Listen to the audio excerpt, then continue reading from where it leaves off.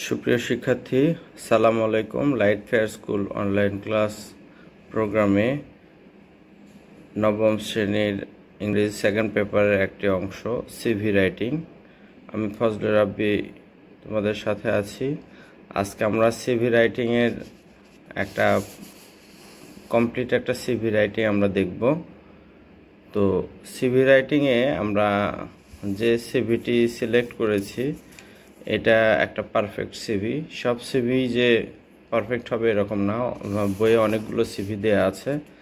তার মধ্যে আমার মনে হয় আমরা যা ক্লাসে পড়িয়েছি এবং পারফেক্ট একটা সিভির যে ক্রাইটেরিয়া সেইগুলো এই সিভিতে আছে। তো আমি এই সিভিটা দেখছি, এই সিভির যে স্ট্রাকচারটা আছে তোমরা পুরোটা মুখস্থ করে ফেলবে। পরবর্তীতে যে যে জিনিসগুলো চেঞ্জ আসবে, যেমন পদের নাম, অ্যাড্রেস, তারপরে কোনো কন্ডিশন থাকলে সেগুলো তোমরা চেঞ্জ করে সিভিটা লিখবে। তবে এই সিভিটা তোমরা পুরোটাই মেমোরাইজ করে ফেলবে, পুরো স্ট্রাকচারটা কপি করে ফেলবে। Suppose you are Moin Mina and you have passed BA Honours MA English. You have seen a vacancy advertisement for the position of an English teacher in X High School, Dhaka. Now write a CV with a cover letter for the post. আচ্ছা, এখানে দেয়া আছে তুমি মঈন অথবা মিনা, তুমি BA honours পাশ করেছো MA ইংরেজিতে। তুমি দেখেছো যে একটা ভ্যাকান্সি অ্যাডভার্টাইজমেন্ট,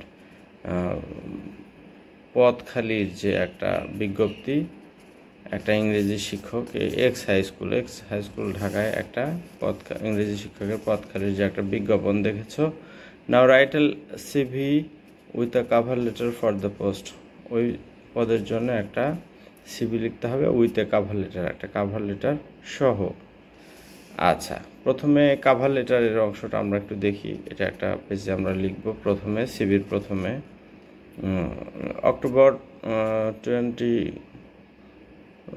2014, এটা ডেটের অপশন। এটা the headmaster ideal preparatory school Dhaka বা এক্স হাই স্কুল, দেশে যেটাই হোক একটা হাই স্কুলের নাম, এটা অ্যাড্রেসটা দিতে হবে। সাবজেক্টটা কি? For the post of assistant teacher in English, এটা সাবজেক্ট লাইনে দিতে হবে যে পদে অ্যাপ্লিকেশনটা সিভিটা দেওয়া হবে। Dear sir, in response to your advertisement published in daily Ittefaq on 15 October 2014, এই তারিখগুলো এখানে অপশনের মতো দেওয়া থাকতে পারে, সেই অনুসারে তোমাদের মিলাই লিখতে হবে।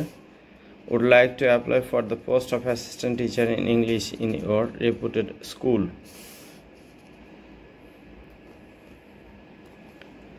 Actually, I am looking for this type of job and I believe that you will find me a suitable candidate for this post.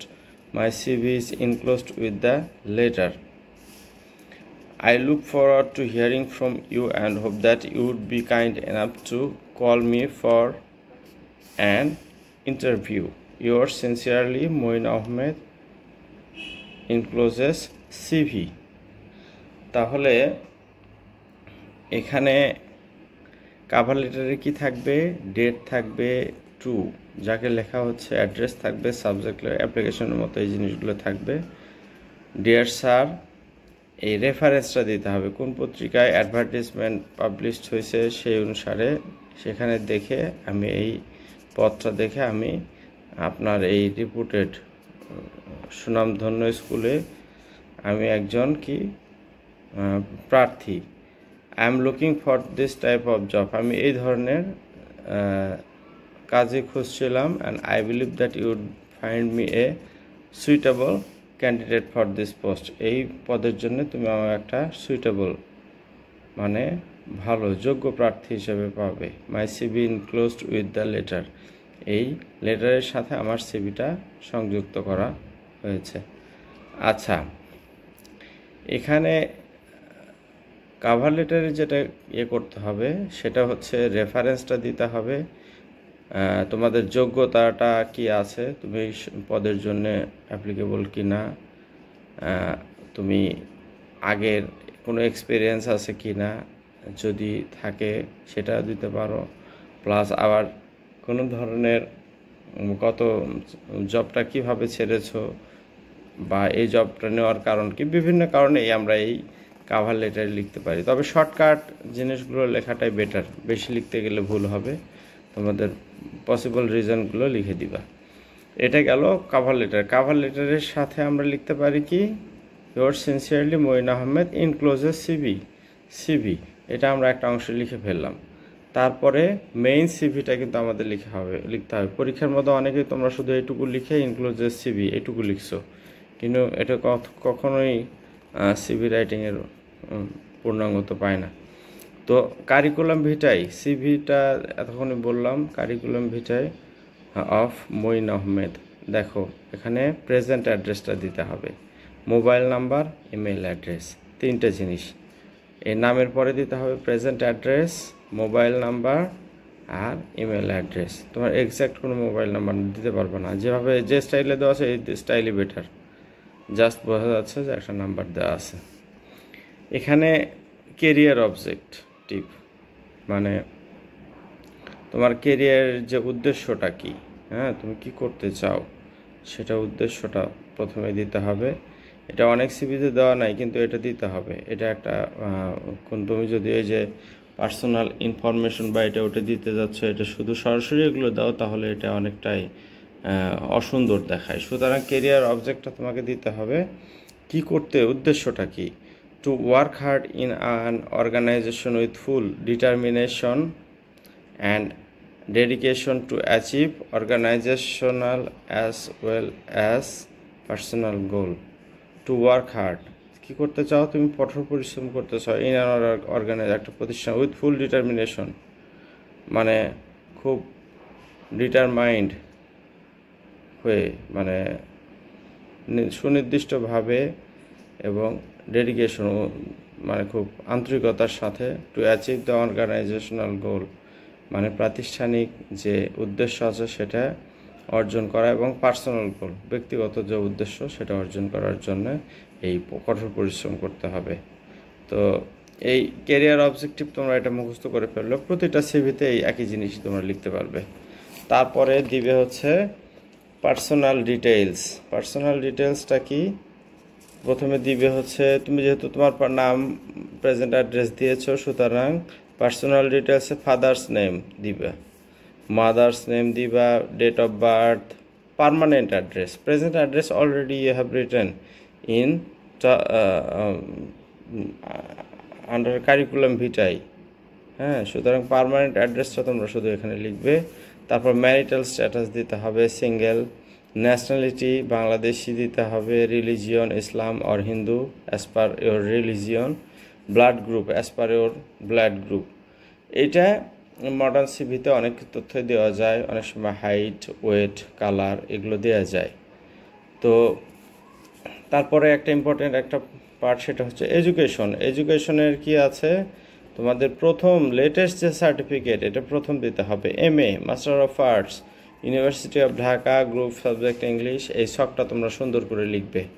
অনেকেই অপরিচ্ছন্নভাবে সবগুলো আঁকো, এতে সঠিকভাবে তোমরা সিভিটা একটা পেজে আটাতেও পারো না, সেজন্য খুব পরিকল্পিতভাবে শখটা আঁকবে এবং কীভাবে বাসায় 2-4 বার প্র্যাকটিস করবে। Year of passing, year of passing বা পাসিং ইয়ার দিতেও পারো। তারপরে certificate BA honours university of Dhaka, এগুলো তোমরা এভাবে দিবা। তারপরে HSC, ফাইনালি SSC। এই সুন্দর করে তোমার এডুকেশনাল কোয়ালিফিকেশনটা তুমি এই শখে আবদ্ধ করবা।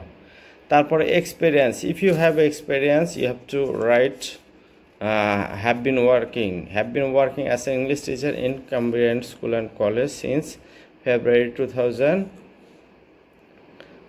10, 2011।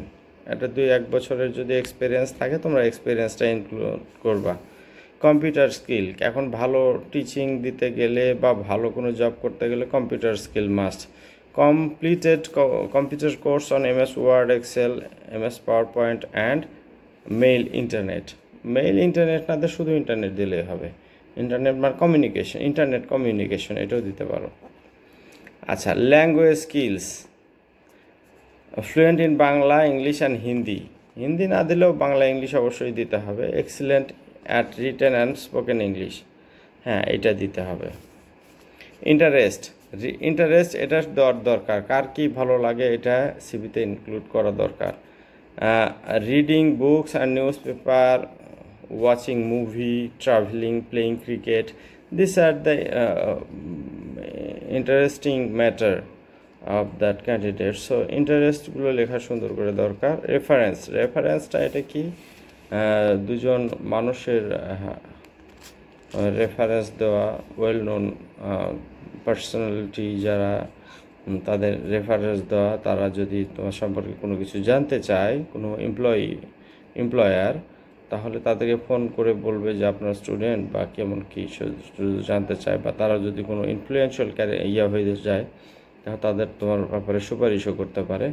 এরকম দুজনের নাম, ডেজিগনেশন, প্রতিষ্ঠান, তারপরে তাদের ফোন নাম্বার। তবে তোমরা সবগুলো ফোন নাম্বার এইভাবে ইউজ করবা, জাস্ট প্রতীকী ফোন নাম্বারটা ইউজ করবা। ফাইনালি যেটা হবে, এখানে একটা জিনিস চাইলে লেখা যেত যে all the information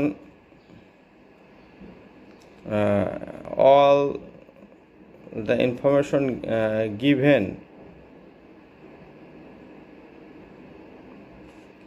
are correct, এরকম টাইপের যদি একটা লাইন দাও যার স্বীকারোক্তি শেষে যেটা দেয়, all the given informations are genuine বা কারেক্ট, এটা স্বীকারোক্তি যদি দিয়ে তুমি যদি লেখো মঈন আহমেদ সিগনেচার, তারপরে তোমার একটা সিগনেচার দিয়ে দিলা, এটা একটা কমপ্লিট সিভি। তবে এখানে একটা স্বীকারোক্তির একটা সুন্দর একটা লাইন দেওয়া যেতে পারে, all the above given informations are genuine. হ্যাঁ, all the above given informations are genuine or correct, এটা ডিক্লারেশন যেটা বলি আমরা, এটা দিলে সিভিটা মনে হয় আরও বেটার হবে। তো ঠিক আছে সুপ্রিয় শিক্ষার্থী, আমি এই সিভিটাকে আমার মনে হয়েছে একটা মডেল সিভি, অনেক সিভি আছে তার মধ্যে এটা একটু বেটার আছে। তারপরও আমি 2-3টা জিনিস যেমন ডিক্লারেশনটা অ্যাড করে দিলাম, তারপরে কিছু কিছু জিনিস আমার এই ধারা বর্ণনার মধ্যে অ্যাড করেছি। এখানে 2-1টা জিনিস অ্যাড করা যেতে পারে মডার্ন সিভিতে, ওয়েট, হাইট, কালার, হ্যাঁ এগুলো যদি অ্যাড করতে চাও তোমরা করতে পারবে। তবে প্রথমেই যে সিভির কাভার লেটারটা ফার্স্ট পেজে সুন্দর করে লিখবে, তারপরে কারিকুলাম ভিটা, এই যে সিভিটা মেইন সিভিটা যেটা ইনক্লোজের পরের পেজে যেটা লিখবা, এটা খুব সুন্দর করে প্ল্যানিং করে লিখবা যে আমি আমার এক পেজে পরের পেজে এটা সুন্দর করে লিখবো এবং এতটা অ্যাপ্রোপ্রিয়েট করব যে টিচার যেন এটাতে আমাকে ফুল মার্কস দেয়। সেক্ষেত্রে প্ল্যানিং করে লেখাটা খুবই গুরুত্বপূর্ণ। আর প্রয়োজনে যদি লেখা আটানো সম্ভব না হয় সেক্ষেত্রে তোমরা মার্জিনটা ছোট করে আঁকবে। তো ঠিক আছে, এই পুরো মডেল সিভিটা তোমরা পুরোটা মুখস্থ করে ফেলবে এবং পরবর্তীতে যে কোনো কোশ্চেন, যদি যে কোনো পোস্টের যদি সিভি দিতে হয়, তোমরা এই মডেলটাকে পরিপূর্ণভাবে 2-1টা বিষয় চেঞ্জ করে তোমরা এই সিভিটা কাজে লাগাতে পারবে। এবং আমার মনে হয় তোমাদের প্রত্যেক জীবনে এরকম একটা সিভি দিলে মোটামুটি একটা অ্যাপ্রোপ্রিয়েট সিভি হবে। ওকে, সবাই ভালো থাকবে এবং এই সিভিটা মুখস্থ করে এই মডেলটা স্ট্রাকচারটা পুরোটা লিখে আমাকে HW এসে পাঠাবে। সবাই ভালো থাকবে এই করোনা পরিস্থিতিতে। ওকে, থ্যাংক ইউ ভেরি মাচ। আসসালামু আলাইকুম।